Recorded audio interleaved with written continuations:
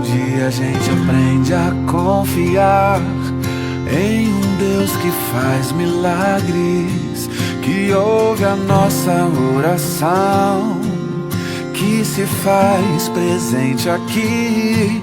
Amém. Bendito seja Deus, que a graça e a paz do nosso Senhor Jesus sejam com todos vocês, meus irmãos e minhas irmãs. Amém.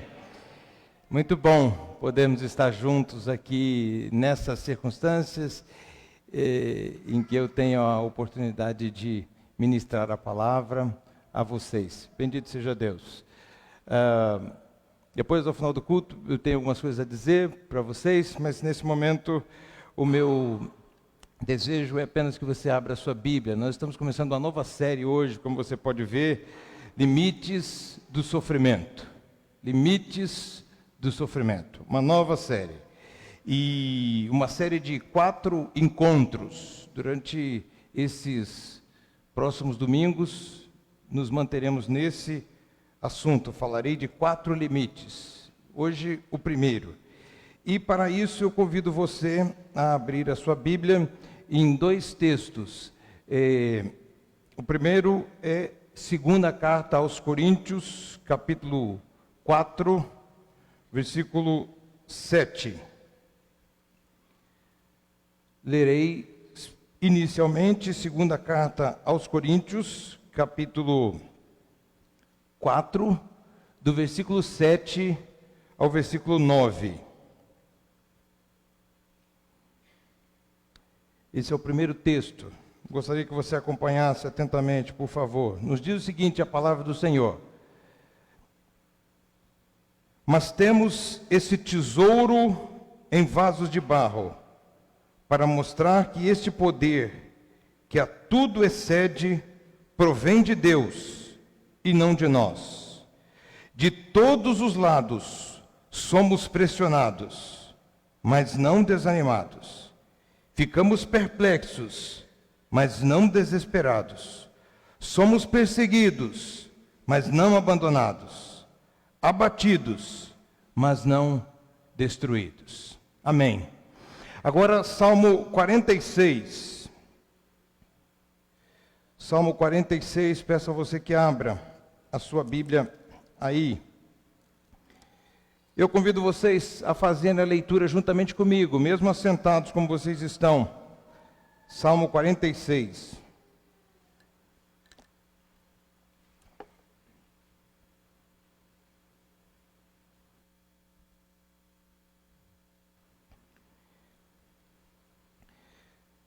Nos diz o seguinte, a palavra do Senhor. Vamos lá, juntos.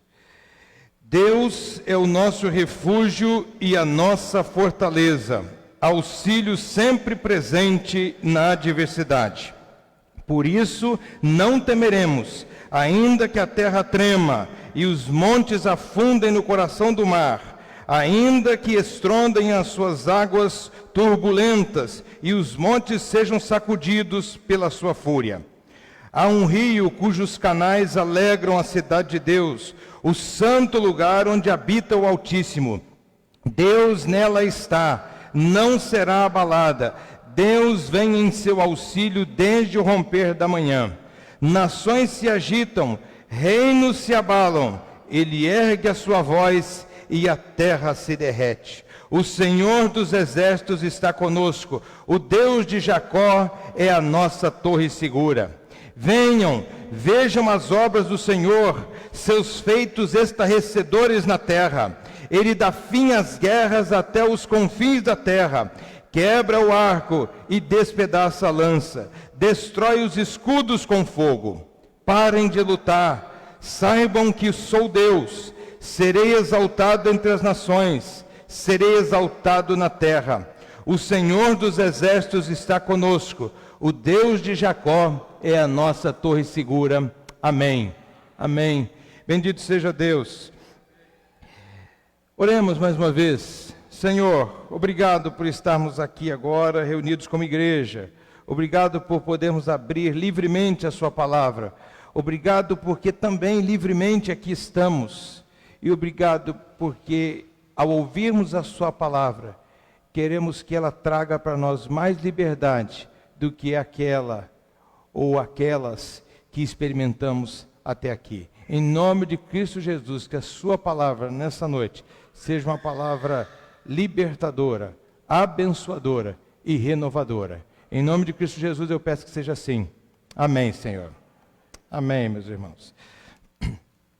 Muito bem, eu quero começar contando uma história que eu ouvi numa certa ocasião, que eu acho uma história simples, mas uma história que pode ilustrar muito bem aquilo sobre o que nós queremos conversar aqui. A história é a seguinte: num certo dia, um jovem disse a um pastor: eu não acredito em Deus por causa da maldade que há no mundo. Há muita maldade se alastrando pelo mundo, então eu não posso acreditar em Deus.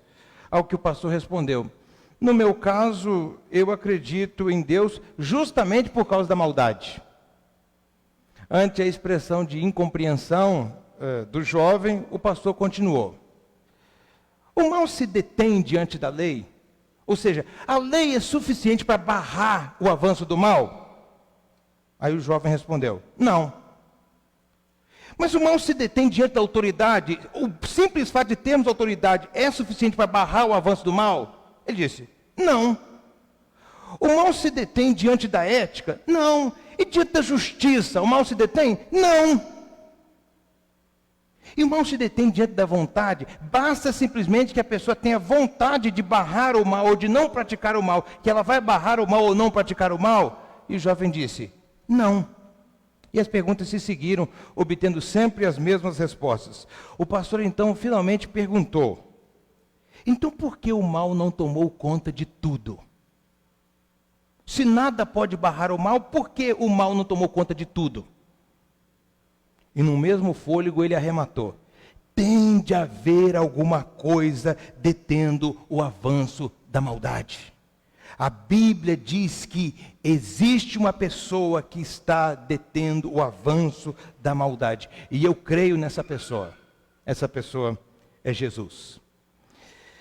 O apóstolo Paulo nos dá uma descrição, meus irmãos, muito precisa, eu diria, em Romanos capítulo 3, do versículo 10 ao versículo 18. Sobre como seria o mundo se Deus não estivesse detendo o avanço da maldade. Se Deus não estivesse agindo para restringir a amplitude do mal no mundo. Ele nos dá um exemplo de como estaria, um retrato de como estaria o nosso mundo. Ele diz o seguinte: como está escrito, não há um justo, nenhum sequer. Esse é o mundo em que o mal está sem nenhum limite. Não há ninguém que entenda, ninguém que busque a Deus. Todos se desviaram, tornaram-se juntamente inúteis. Não há ninguém que faça o bem. Se não houvesse limite nenhum para o mal, é assim que nós estaríamos. Não há ninguém que faça o bem. Não há nenhum sequer. Suas gargantas são um túmulo aberto, de onde só vem coisa podre. As suas línguas enganam. Veneno de serpentes está em seus lábios. Suas palavras são venenosas, mortíferas. Suas bocas estão cheias de maldição e amargura. Seus pés são ágeis para derramar sangue. Ruína e desgraça marcam os seus caminhos. E não conhecem o caminho da paz. Aos olhos deles é inútil temer a Deus. O mundo seria assim, meus irmãos. O mundo seria assim, ou algo parecido com isso, se o mal tivesse tomado conta de tudo. Mas nós sabemos que ele não é assim. Desde a criação do mundo, Deus está embarcado com a humanidade. Portanto, Deus não permitiu e jamais permitirá que o mal triunfe na história humana. O mal pode até nos atingir, mas jamais nos atingirá de maneira irreparável, porque Deus está em ação o tempo todo, colocando limites no sofrimento. Então, falando sobre o primeiro limite que Deus coloca ao sofrimento, eu quero propor esse tema para a nossa conversa aqui nessa noite. Pressionados, mas não desanimados.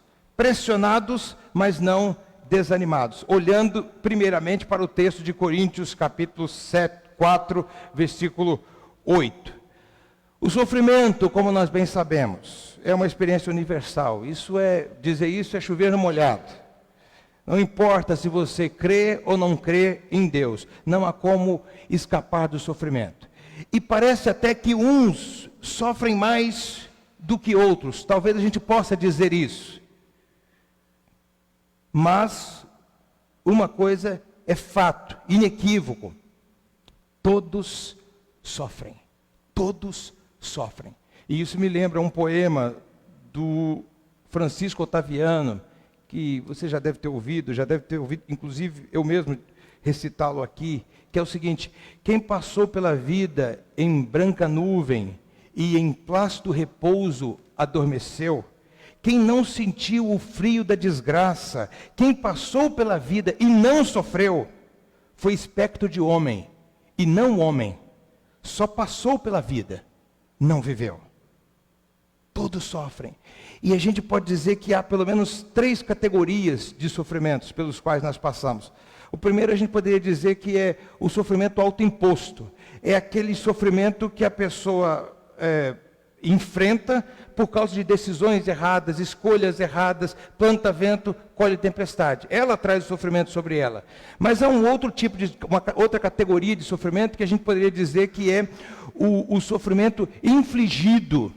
É aquele em que as escolhas erradas dos outros provocam sofrimento para nós. Por exemplo, você está indo aqui na estrada tranquilo com o seu carro e dentro da velocidade permitida, e de repente alguém embriagado vem na direção contrária e na contramão e bate em você, e de repente isso provoca uma tragédia na sua família. Quer dizer, um sofrimento que foi infligido a você. Não foi escolha sua, foi uma escolha errada do outro que trouxe sofrimento sobre você.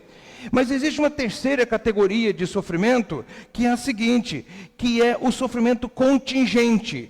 Contingente é aquilo que é desnecessário, é aquilo que faz parte da vida. Independentemente das suas escolhas ou da escolha dos outros, se você estiver vivo, você está sujeito a isso. Um ótimo exemplo disso é a pandemia que nós estamos vivendo. Essa pandemia, o fato de nós podermos ser contaminados pelo coronavírus, não depende estritamente, ou diretamente, ou totalmente das suas escolhas ou das escolhas de alguém. Mesmo que você tome todos os cuidados para não ser contaminado, ainda assim, por causa das contingências da vida, nesse momento você pode ser contaminado. Então esses 3 tipos de sofrimento estão aí, essas 3 categorias: o sofrimento autoimposto, o sofrimento infligido e o sofrimento contingente. Eu tenho certeza que todos nós que aqui estamos já passamos por esses 3 tipos de sofrimento. Eu sei que você já passou por eles, eu também já passei. E normalmente nós enfrentamos um de cada vez. Em uma determinada época da vida, às vezes a gente toma decisões equivocadas, decisões que a gente não tomaria se fosse hoje. E aí a gente sofre as consequências depois. Sofrimento autoimposto. Aí tem uma determinada situação que você é a pessoa errada, na hora errada, no lugar errado. E aí você sofre, tem o sofrimento infligido. E quem sabe num outro momento você sofre simplesmente porque você está vivo. Não foi você quem escolheu, não foi o outro quem escolheu, e você sofre. Mas então quando você sofre em 3 momentos diferentes, esses 3 tipos de sofrimento, dá para levar. O problema é que às vezes as coisas se configuram de tal modo que os 3 tipos de sofrimento, essas 3 categorias de sofrimento, confluem para um momento específico da nossa vida e nós somos afetados pelas 3 categorias ao mesmo tempo. Essa parece ser a situação do apóstolo Paulo aqui.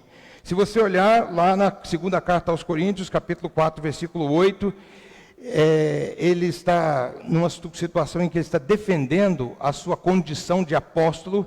Ele se dedica muito como apóstolo, e ainda assim a igreja de Corinto especialmente questiona a sua autoridade de apóstolo. E aí, discutindo sobre esse assunto, nesses capítulos iniciais, o apóstolo Paulo nos dá essa pérola. Ele diz o seguinte: de todos os lados, eu e os meus companheiros somos pressionados. Presta atenção. De todos os lados, é como se ele estivesse dizendo para nós: olha, o sofrimento autoimposto está aqui, tomei decisões das quais eu me arrependo. O sofrimento infligido está aqui, e o sofrimento contingente está aqui. De todos os lados somos pressionados. Mas veja que tem uma vírgula aí. De todos os lados somos pressionados, mas não desanimados. A expressão de todos os lados somos pressionados é o mesmo que atribulado. Somos atribulados. Aquele que está em tribulação é alguém que está sendo espremido, estrangulado pelas circunstâncias da vida. Se você tem uma versão da Bíblia mais antiga, ou então se você olhar aí no seu dispositivo eletrônico e buscar lá a versão Almeida Revista e atualizada e corrigida, você vai ver que é essa palavra que aparece aí. Somos atribulados, mas não angustiados. Note a ideia de limite aqui. O apóstolo Paulo afirma estar sendo pressionado de todos os lados, espremido pelas circunstâncias, mas ele não está desanimado. Desanimado aqui, a palavra que talvez a gente não entenda com a profundidade devida, mas desanimado é aquele que está sem vida na alma. Ânima é alma em latim. O desânimo é aquele que está sem vida na sua ânima, na sua alma. Então desanimado não é meramente aquela pessoa que acordou e não está legal, está de mau humor. Desanimado é a pessoa que está sem vida na alma. Seria o mais próximo que a gente tem do que significa desanimado aqui, é o deprimido, é aquele que está totalmente sem vida, enxergando tudo cinza. Para deixar essa ideia mais próxima de nós, a gente pode pensar aqui na palavra desanimado como angustiado. Angustiado. Angustiado. Porque é isso que aparece, como eu disse, na versão Almeida Revista e Corrigida. Atribulados, mas não angustiados. Pressionados, mas não desanimados. É a mesma coisa. Você já parou para pensar o que é angústia? Atribulados, mas não angustiados, como que Deus dizendo, olha, tem um limite, atribulado, mas não ao ponto da angústia. Por que Deus põe um limite para não chegar na angústia? Porque angústia é coisa muito perigosa. Mas você sabe o que é angústia? Falando de uma maneira bem simples, angústia é uma sensação interior de estreitamento, de sufocamento, de abafamento. Se você alguma vez já sofreu de depressão na sua vida, se alguma vez você já sofreu síndrome do pânico, você sabe muito bem do que eu estou falando. É aquela sensação de que o peito está pequeno, comprimindo os pulmões, e parece que nos falta o ar. Então uma pessoa angustiada é essa pessoa que se sente espremida. É uma pessoa que sente um abafamento, um estrangulamento de toda possibilidade de alegria. Uma pessoa angustiada não consegue se alegrar com nada. Uma pessoa angustiada é uma pessoa que não consegue se encantar com nada. Deus coloca um limite no sofrimento. Atribulados, mas não angustiados. É o mesmo que pressionados, mas não desanimados. Por que, meus irmãos, que Deus faz isso? Deus não permite que a angústia tome conta da nossa alma. E por uma razão muito simples. Ele nos criou e sabe que nós não temos estrutura física e psicológica para vivermos angustiados o tempo todo. Preste atenção no que eu estou dizendo. Podemos até ficar angustiados. Se alguém que nós amamos muito está sofrendo, se nós estamos esperando alguém na antessala de um centro cirúrgico, ou na antessala de uma UTI, é claro que nós sentimos essa sensação de estreitamento, de sufocamento, até que o médico venha e diga assim, ele está bem, correu tudo bem com o procedimento. Então isso é angústia, mas é uma coisa momentânea. Nós não temos estrutura para vivermos angustiados. Por isso que Deus diz assim, atribulados, mas não angustiados. Pressionados, mas não desanimados. Mesmo sentido. A ação de Deus em colocar limite no nosso sofrimento, lembra-me uma oração do salmista, no Salmo 4, versículo 1, e aí também na versão Almeida Revista e Corrigida.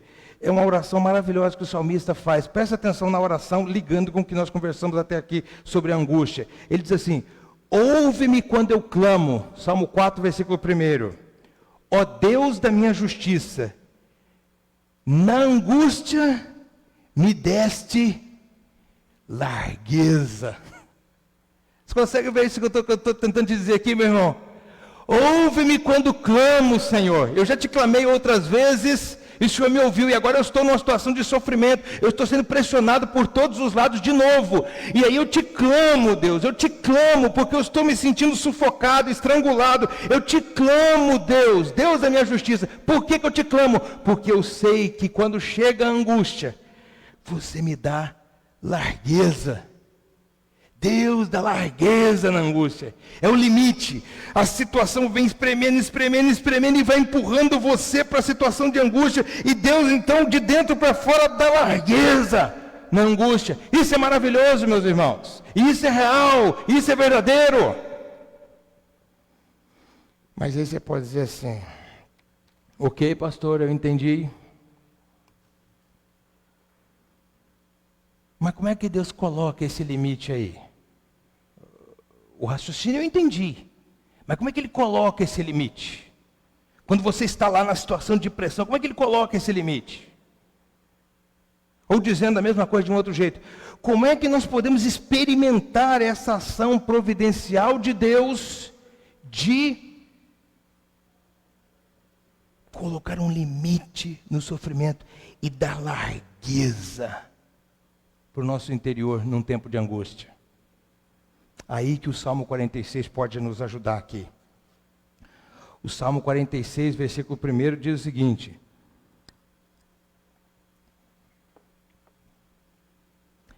Deus é o nosso refúgio e fortaleza, socorro bem presente na angústia, ou, dependendo da sua tradução, na tribulação, ou em tempo de adversidade. Tudo a mesma coisa, mas eu escolhi essa versão, Almeida Revista e Corrigida.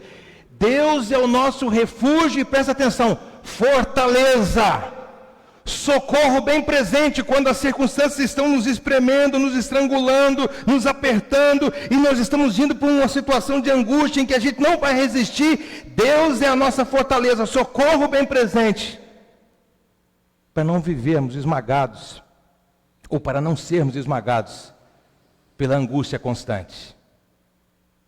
Coisa maravilhosa. Deus é a nossa fortaleza. Que verdade maravilhosa. Mas a gente precisa aprender e entender o que isso significa. Vamos começar pela palavra fortaleza aqui. O que é uma fortaleza? Já parou para pensar nisso? O que é uma fortaleza?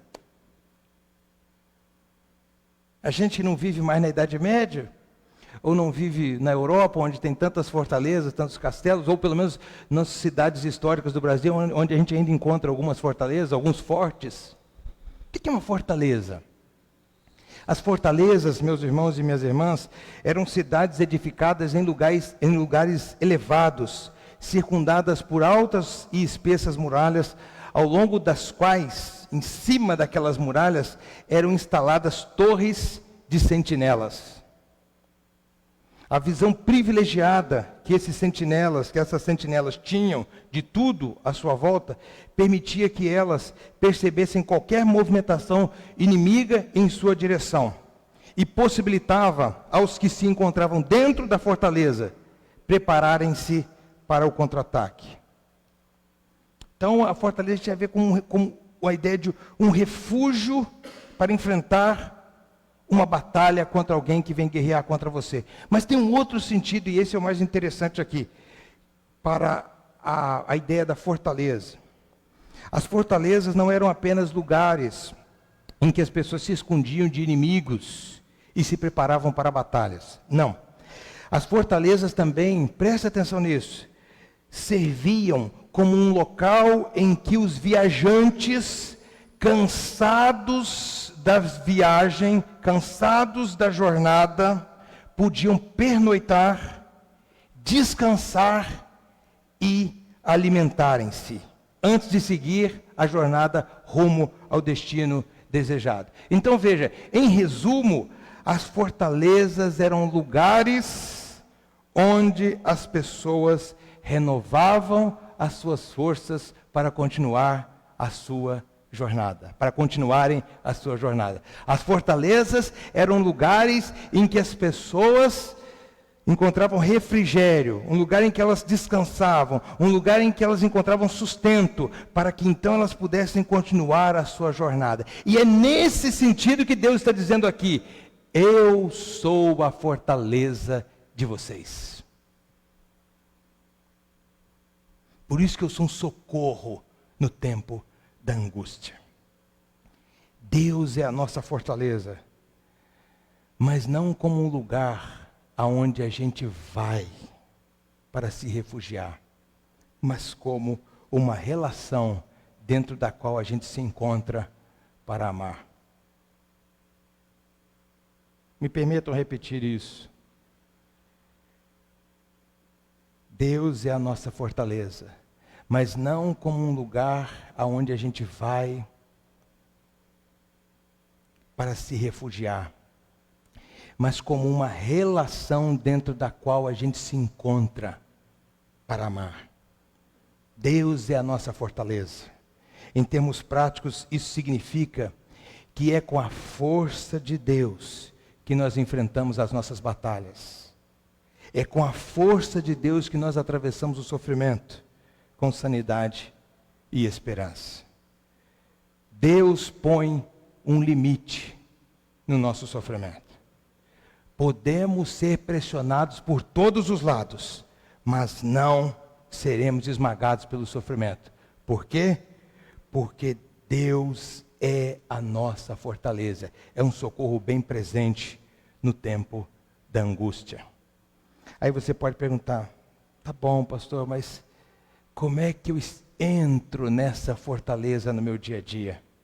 Como é que eu entro nessa fortaleza quando eu vejo que estou num tempo de adversidade? Quando eu vejo que estou num tempo de angústia, num estado de angústia, como é que eu entro nessa fortaleza? Jesus é a porta.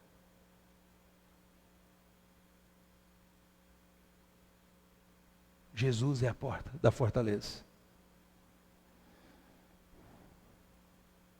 Se você crê em Jesus, e se você segue Jesus, se você está se dispondo dia a dia a aprender o jeito de viver de Jesus, você já está dentro dessa fortaleza. Não é uma fortaleza que você tem que escalar a montanha e pela sua performance e pelos seus méritos você pode então entrar dentro dessa fortaleza. Não, Cristo Jesus já te colocou dentro dessa fortaleza. Você já está dentro dessa fortaleza que é um socorro bem presente no tempo da angústia. Pastor, mas por que eu não sinto isso? Por que quando a situação me aperta, me espreme, por que quando eu estou enfrentando o sofrimento, e pode ser que seja esse o seu caso, nesse momento você diz assim: eu não me sinto numa fortaleza, me sinto num campo aberto, sendo alvejado por todos os lados. Por quê? Eu penso que o Salmo 46 nos ajuda.